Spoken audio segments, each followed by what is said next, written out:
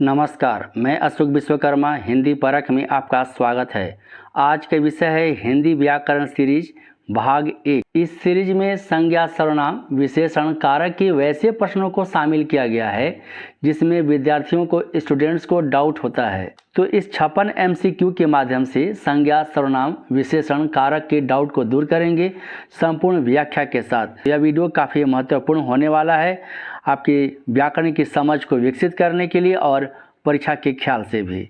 पहला प्रश्न है, भूखे को अन्न दो और प्यासी को जल रेखांकित पद का कारक है।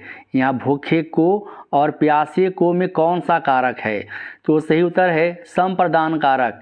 अधिकतर विद्यार्थी को कारक चिन्ह को दे करके कर्म कारक समझ लेते हैं, जबकि यह कर्म कारक नहीं है। कर्म कारक को हम आगे देखेंगे, विस्तार से जानेंगे। तो संप्रदान कारक क्या होता है? जिसके लिए कुछ किया जाए या जिसको कुछ दिया जाए वहाँ पर संप्रदान कारक होता है।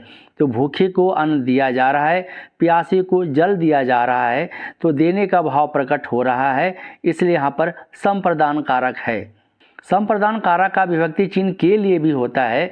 जैसे मैं अपनी माँ के लिए दवा लाया, तो यहाँ पर के लिए हो गया संप्रदान कारक।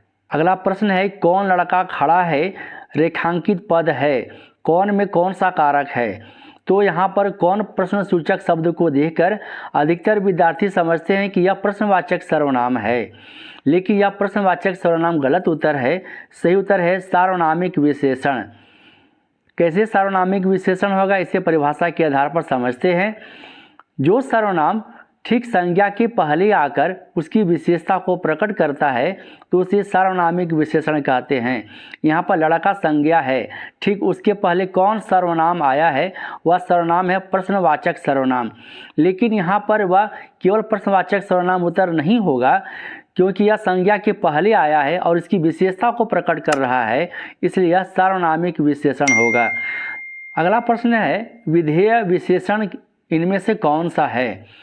तो सही उत्तर होगा विशेष्य के बाद लगने वाला विशेषण विधेय विशेषण होता है, और विशेष्य के पहले लगने वाला विशेषण उद्देश्य विशेषण होता है। उद्देश्य विशेषण या विशेष्य विशेषण भी कहते हैं। तो हम विशेष्य को पहले समझते हैं, विशेष्य क्या होता है। जिस शब्द की विशेषता बताई जाए उसे विशेष्य कहते हैं। जैसे फूल सुंदर है, तो फूल की विशेषता बताई जा रही है, इसलिए फूल विशेष्य है। तो यहाँ पर विशेष्य के बाद लगने वाला विशेषण, उदाहरण दिया गया कि फूल सुंदर है, तो यहाँ पर फूल विशेष्य है, ये संज्ञा है। तो संज्ञा के बाद जो विशेषण आता है उसे विधेय विशेषण कहते हैं, और संज्ञा के पहले आने वाला यानी विशेष्य के पहले आने वाला विशेषण वह उद्देश्य विशेषण होता है। जैसे लंबी लड़की खड़ी है, लंबी लड़की खड़ी है, लड़की यहाँ पर क्या है? यह विशेष्य है, इसकी विशेषता बताई जा रही है, यह संज्ञा है। उसके पहले आने वाला विशेषण जो होगा वह उद्देश्य विशेषण होता है। कुछ बच्चे चंदा मांगने आए हैं, रेखांकित पद है, तो सही उत्तर है अनिश्चित संख्यावाचक विशेषण। यदि विशेष्य या संज्ञा गिनी जाने वाली वस्तु हो तो वह संख्यावाचक विशेषण होता है। बच्चे को गिना जा सकता है, इसलिए यह संख्यावाचक विशेषण होगा। और यहाँ पर कुछ अनिश्चित संख्या का बोध करा रहा है, इसलिए कितने बच्चे चंदा मांगने आए हैं यह संख्या निश्चित नहीं है, अनिश्चित है, इसलिए अनिश्चित संख्यावाचक विशेषण होगा। और अनिश्चित परिमाणवाचक विशेषण के उदाहरण से समझते हैं। परिमाणवाचक विशेषण के दो भेद हैं, निश्चित परिमाणवाचक और अनिश्चित परिमाणवाचक। परिमाण का अर्थ होता है मात्रा, जहाँ मात्रा का संकेत करता है। इसे उदाहरण से समझते हैं, कुछ दूध मेरे लिए छोड़ देना, कुछ दूध मेरे लिए छोड़ देना। तो यहाँ पर दूध की मात्रा का बोध करा रहा है, परिमाण का बोध करा रहा है, और कितना है, कितना दूध मेरे लिए छोड़ देना, यह अनिश्चित है, इसलिए अनिश्चित परिमाणवाचक विशेषण के ये उदाहरण है। अनिश्चयवाचक सर्वनाम को उदाहरण से समझते हैं। दूध में कुछ गिर गया है। क्या गिर गया है? तिनका गिरा, मक्खी गिरा, ये अनिश्चित है, इसलिए यह अनिश्चयवाचक सर्वनाम है। अगला प्रश्न है, जातिवाचक संज्ञा से किसका बोध नहीं होता? नहीं होता बताना है। पद का, पक्षी के नाम का, पशु के नाम का, आदमी की जाति का। तो सही उत्तर है आदमी की जाति का। आदमी की जो जाति है, ब्राह्मण, क्षत्रिय, लुहार, सुनार, कुंभकार, बढ़ई, ये जाति के नाम का बोध हो रहा है, इसलिए यह व्यक्तिवाचक संज्ञा है। और पशु के नाम जो है वह कुत्ता, बिल्ली, शेर, ये सारे जातिवाचक संज्ञा के अंतर्गत आएगा। पक्षी के जो नाम है कोयल, गौरैया, कबूतर, ये सारे जातिवाचक संज्ञा के अंतर्गत आएंगे।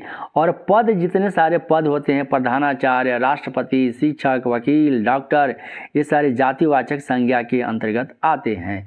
जातिवाचक संज्ञा के अंतर्गत आने वाले हैं रिश्ता, माता पिता, भाई बहन, चाचा चाची, काका काकी, ये सारे जातिवाचक संज्ञा के अंतर्गत आते हैं। और घरेलू वस्तु जितने हैं, लोटा, चम्मच, थाली, फ्रिज, कुकर, ये सारी जातिवाचक संज्ञा के अंतर्गत आते हैं। प्राकृतिक घटनाएं हैं, वे सारे जातिवाचक संज्ञा के अंतर्गत आते हैं, जैसे वर्षा, तूफान, भूकंप, ज्वालामुखी, ये सारे जातिवाचक संज्ञा के अंतर्गत आते हैं। और पशु के नाम का अगर मान लीजिए उदाहरण देते हैं, गाय, गाय अगर हम कहते हैं तो वह जातिवाचक संज्ञा होगा। लेकिन गाय का नाम अगर कपिला है तो कपिला जो हो जाएगा वह व्यक्तिवाचक के अंतर्गत आ जाएगा। अगला प्रश्न है, निम्नलिखित में कौन सा कथन असत्य है? तो सही उत्तर है संज्ञा शब्द अविकारी होते हैं। अविकारी जो होता है वह अव्यय होता है, अव्यय होता है अविकारी। और विकारी होते हैं संज्ञा, सर्वनाम, विशेषण, क्रिया, चार जो है वह विकारी होते हैं, इसलिए यह उत्तर ए होगा। संज्ञा शब्द लिंग वचन के अनुसार परिवर्तित होते हैं, यह कथन सत्य है। द्रव्यवाचक संज्ञा को पदार्थवाचक संज्ञा भी कहते हैं। नाप या तौल सकने वाली जो वस्तु है वह द्रव्यवाचक संज्ञा होता है। निम्नलिखित में कौन व्यक्तिवाचक संज्ञा नहीं है? तो सही उत्तर है औरत जो है वह व्यक्तिवाचक संज्ञा नहीं है। अगर इस औरत का अगर कुछ नाम हो, सीता, गीता, कविता, अनीता, बबीता, ललिता, तो वह व्यक्तिवाचक होगा। दुनिया में जितने तमाम चीज़ है उनके कोई ना कोई नाम रख दिए जाते हैं तो वह व्यक्तिवाचक संज्ञा होता है। तो पुस्तकों का नाम है, धार्मिक ग्रंथों का नाम है रामायण, इसलिए व्यक्तिवाचक होगा। यह शहर का नाम है इसलिए व्यक्तिवाचक हो गया। नदियों के नाम है इसलिए व्यक्तिवाचक हो गया।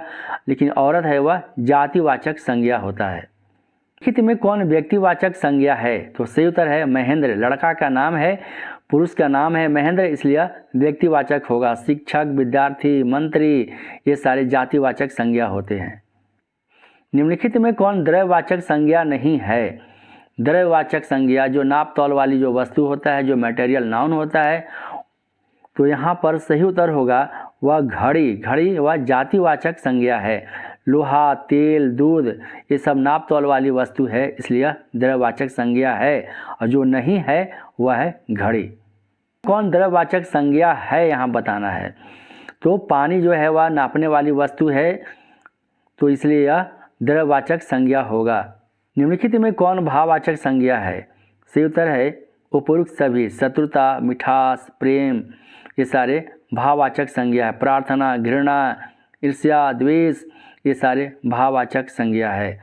चाय में कुछ पड़ा है, इस वाक्य में कुछ किस सर्वनाम का उदाहरण है? तो सही उत्तर है अनिश्चयवाचक सर्वनाम। जो कुछ है वह अप्राणीवाचक अनिश्चयवाचक सर्वनाम है। अनिश्चयवाचक सर्वनाम के दो उदाहरण है, कुछ और कोई। जो कोई होता है वह प्राणीवाचक होता है, सजीव होता है। कुछ अप्राणीवाचक होता है, निर्जीव होता है। तो चाय में कुछ पड़ा है, क्या पड़ा है, निश्चित रूप से कुछ नहीं कहा जा सकता, इसलिए यह अनिश्चयवाचक सर्वनाम है। इन्हें यहाँ मत आने दो, इन्हें कौन सा सर्वनाम है? तो सही उत्तर है अन्य पुरुषवाचक सर्वनाम है। प्रश्न है मैं अपना काम आप करता हूँ, रेखांकित पद में कौन सा सर्वनाम है? आप में कौन सा सर्वनाम है? तो सही उत्तर है निजवाचक सर्वनाम। जब वक्ता या लेखक अपने लिए जिस सर्वनाम का प्रयोग करता है तो उसे निजवाचक सर्वनाम कहते हैं। इसे अन्य उदाहरण से भी समझते हैं। मैं अपना काम स्वयं करता हूँ, हम खुद ही इधर आ गए हैं, खुद, आप, स्वयं, ये सारे निजवाचक सर्वनाम के उदाहरण हैं। अगर आप कहते हैं कि आप यहाँ बैठिए, आप यहाँ बैठिए, तो यहाँ आप है वह मध्यम पुरुषवाचक सर्वनाम होगा, न कि निजवाचक सर्वनाम। प्रश्न है जैसी करनी वैसी भरनी रेखांकित युग्म पद में सर्वनाम है। यहाँ पर जैसी और वैसी में सर्वनाम बतलाना है, तो सही उत्तर है संबंधवाचक सर्वनाम। तो संबंधवाचक सर्वनाम किसे कहते हैं? जिस सर्वनाम में दो भिन्न बातों का संबंध प्रकट हो तो उसे संबंधवाचक सर्वनाम कहते हैं।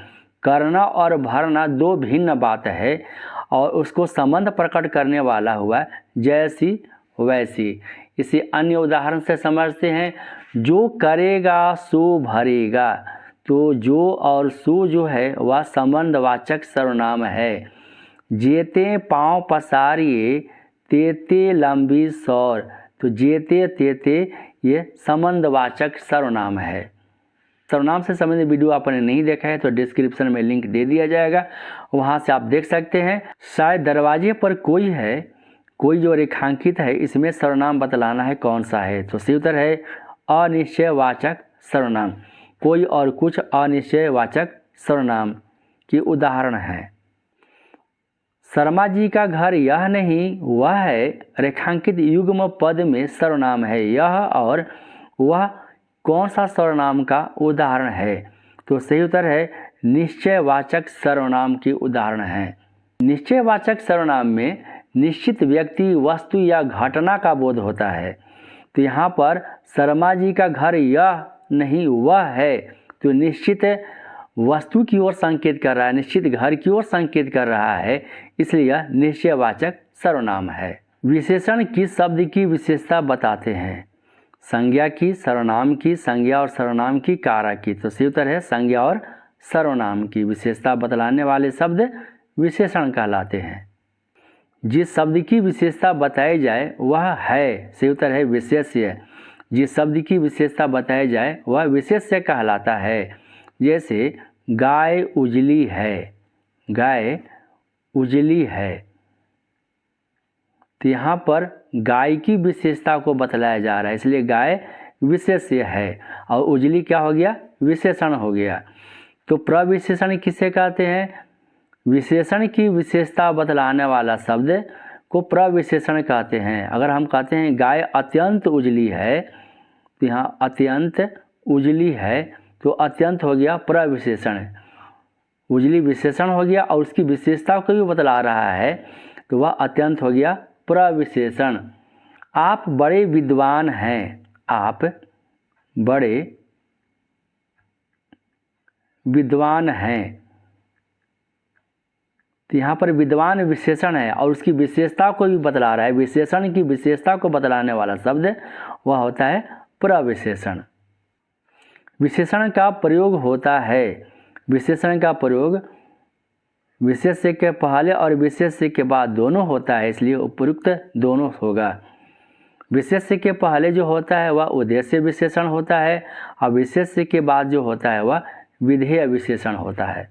काला घोड़ा दौड़ रहा है, इस वाक्य में काला कौन सा विशेषण है? तो घोड़ा यहाँ पर क्या है? वह विशेष्य है, संज्ञा है, उसके पहले जो विशेषण होगा आया है वह उद्देश्य विशेषण होगा। वह लड़का लंबा है, रेखांकित पद विशेषण है, लंबा यहाँ विशेषण बतलाना है, तो सही उत्तर होगा विधेय विशेषण। यानी विशेष्य के बाद यानी संज्ञा के बाद जो विशेषण आता है वह क्या हो जाएगा? वह विधेय विशेषण होगा। अगला प्रश्न है विशेषण के कितने भेद हैं? विशेषण के 4 भेद हैं। गुणवाचक विशेषण, संख्यावाचक विशेषण, परिमाणवाचक विशेषण, चौथा और अंतिम है सार्वनामिक विशेषण। वह अत्यंत परिश्रमी बालक है, रेखांकित पद है, सही उत्तर है प्रविशेषण परिश्रमी विशेषण है और उसकी विशेषता बतलाने वाला जो शब्द है, पद है, वह है प्रविशेषण। संज्ञा से बने विशेषण में कौन सा अशुद्ध है? तो सही उत्तर है बी, नीति से बना नीतिक नहीं होगा। इक प्रत्यय बड़े कमाल का प्रत्यय होता है और एक प्रत्यय से संबंधित वीडियो हमने बनाया है। अगर आपने नहीं देखा है तो डिस्क्रिप्शन में लिंक दे दिया जाएगा, वहाँ से आप देख सकते हैं। तो यहाँ पर आपको संक्षेप में बताया जा रहा है अ का आ हो जाता है जब इक प्रत्यय लगता है। तो समाज में पहला जो वर्ण है स है, उसकी तो ये अ है, अकारांत है स, और उसमें जो है इक प्रत्यय लगता है, समाज में इक लगा तो क्या हो जाएगा? सा हो गया, स का सा हो गया था सामाजिक। इसी प्रकार धर्म का धार्मिक। तो नीति तो ई हर्ष ई या दीर्घ ई का आय हो जाता है। तो नीति में दीर्घ ई है, इसलिए क्या होना चाहिए यहाँ पर? नैतिक होना चाहिए, जबकि नीतिक है, तो इसलिए गलत उत्तर है। इसी प्रकार इतिहास है, ऐतिहासिक हो गया, और हर्ष ऊ और दीर्घ ऊ का क्या होता है? औ हो जाता है। जैसे भूगोल का भौगोलिक, यहाँ देख रहे हैं भूत का भौतिक हो गया, औकार हो गया। इनमें से कालबोधक विशेषण कौन है? समय सूचक, तो समय सूचक हो गया पुराना, नया, पुराना, ये सब कालबोधक विशेषण है। गीला, पतला, भला, ये सारे गुणवाचक विशेषण है। वह आदमी अच्छा नहीं है, इस वाक्य में वह शब्द क्या है? वह है यहाँ पर संज्ञा है, सर्वनाम है, विशेषण है, अव्यय है। तो अधिकतर विद्यार्थी वह को देख करके सर्वनाम समझ लेते हैं, जबकि यह गलत उत्तर है। सही उत्तर क्या होगा? विशेषण होगा। कौन विशेषण? तो सार्वनामिक विशेषण। आपको बताया गया है पिछले प्रश्नों में कि सार्वनामिक विशेषण क्या होता है? जो संज्ञा के ठीक पहले आकर उसकी विशेषता को बतलाता है। तो आदमी संज्ञा, उसके पहले वह सर्वनाम आ गया, इसलिए वह सार्वनामिक विशेषण होगा। निम्नलिखित में कौन गुणवाचक विशेषण नहीं है? तो सही उत्तर है प्रत्येक। प्रत्येक गुणवाचक विशेषण नहीं है, प्रत्येक संख्यावाचक विशेषण है। टिकाऊ, गुजराती और लंबा, ये सारे गुणवाचक विशेषण हैं। निम्नलिखित में कौन गुणवाचक विशेषण नहीं है? तो सही उत्तर है सारा। पतला, दुबला, सच्चा गुणवाचक विशेषण की उदाहरण है। सारा जो है वह परिमाणवाचक विशेषण और संख्यावाचक विशेषण दोनों होगा। कैसे होगा? सारा अनिश्चित संख्यावाचक विशेषण है। इसी उदाहरण से समझते हैं। सारे बच्चे खड़े हैं, सारे बच्चे खड़े हैं। तो यहाँ पर जो है बच्चे क्या है? बच्चे को गिना जा सकता है, तो इसलिए यह संख्यावाचक विशेषण है। और जो सारे कितने बच्चे खड़े हैं पता नहीं, इसलिए अनिश्चित संख्यावाचक विशेषण होगा। और अनिश्चित परिमाणवाचक विशेषण भी होगा। इसे उदाहरण से समझते हैं। सारे मक्खन खा गए, सारे मक्खन खा गए। तो मक्खन की मात्रा का बोध हो रहा है, परिमाण का बोध हो रहा है, इसलिए परिमाणवाचक विशेषण होगा। और कितनी मात्रा है ये पता नहीं है, अनिश्चित है, इसलिए अनिश्चित परिमाणवाचक विशेषण होगा। निम्नलिखित में कौन गुणवाचक विशेषण नहीं है? तो सही उत्तर है अधिक गुणवाचक विशेषण नहीं है। गोल, गीला, नुकीला गुणवाचक विशेषण के उदाहरण है। अधिक वह संख्यावाचक और परिमाणवाचक विशेषण दोनों को उदाहरण है। इसे वाक्य प्रयोग के माध्यम से समझते हैं। आज मैंने अधिक केले खा गए, आज मैंने अधिक केले खा गए। अधिक केले, केले को गिना जा सकता है, इसलिए संख्यावाचक है। कितने केले खा गए पता नहीं, इसलिए अधिक अनिश्चित संख्यावाचक विशेषण होगा। और दूसरा वाक्य प्रयोग हम करते हैं। आज मैंने अधिक दूध पी लिया, आज मैंने अधिक दूध पी लिया। तो अधिक दूध, अधिक के बाद अगर हम दूध लिखते हैं तो दूध की मात्रा का बोध हो रहा है और यह अनिश्चित है, इसलिए अनिश्चित परिमाणवाचक भी होगा और अनिश्चित संख्यावाचक भी होगा। अगला प्रश्न है निम्नलिखित में कौन गुणवाचक विशेषण नहीं है? तो सही उत्तर होगा पूरा गुणवाचक विशेषण नहीं है। गरीब, झूठा, सीधा, ये सारे गुणवाचक विशेषण है। तो पूरा भी है जो वह अनिश्चित परिमाणवाचक और अनिश्चित संख्यावाचक विशेषण के उदाहरण है पूरा सब्जी आज बिक गया, तो यह अनिश्चित परिमाण का बोध हो रहा है। पूरे बच्चे आज उपस्थित हैं, इसलिए यह पूरे बच्चे यहाँ पर अनिश्चित संख्यावाचक विशेषण के उदाहरण हैं। संख्यावाचक विशेषण के दो भेद होते हैं, निश्चित संख्यावाचक और अनिश्चित संख्यावाचक। और निश्चित संख्यावाचक विशेषण के 6 भेद होते हैं। निश्चित जो संख्यावाचक विशेषण है उसके 6 भेद होते हैं। जिस पहला है गणनावाचक, जिसे अंक बोधक भी कहते हैं, जिसके अंक या गिनती का बोध हो, जैसे 1, 2, 3, 4, 5, आधा, चौथाई, 5.5, 6.25, ये सब गणनावाचक विशेषण की उदाहरण है।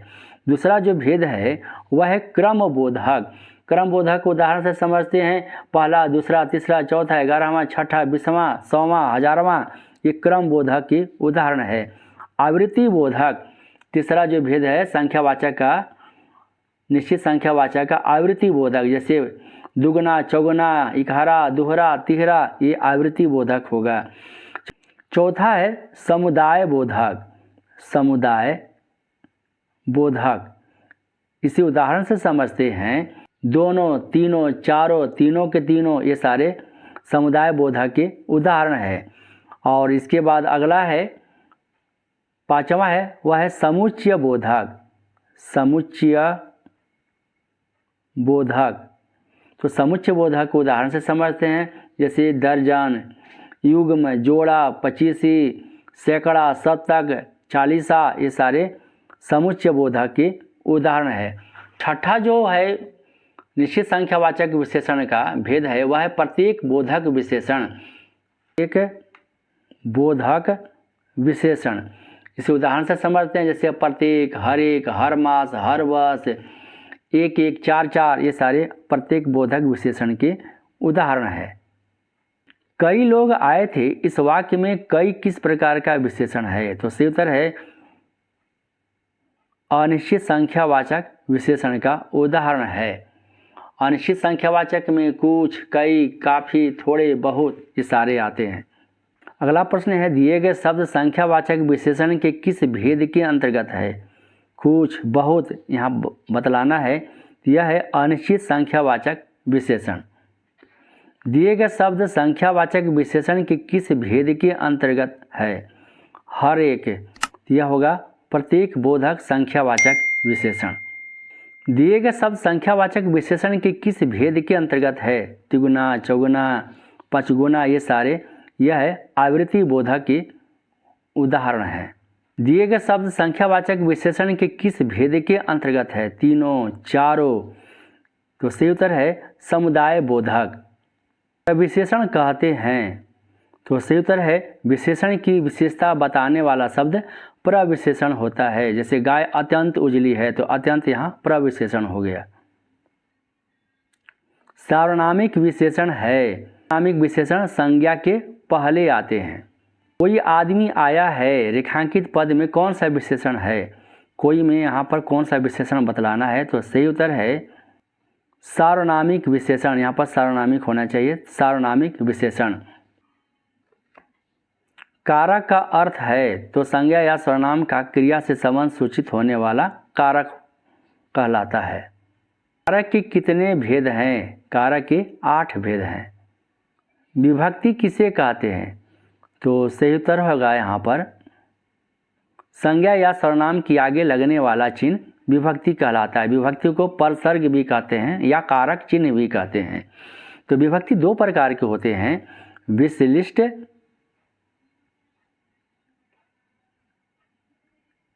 विभक्ति और संश्लिष्ट विभक्ति।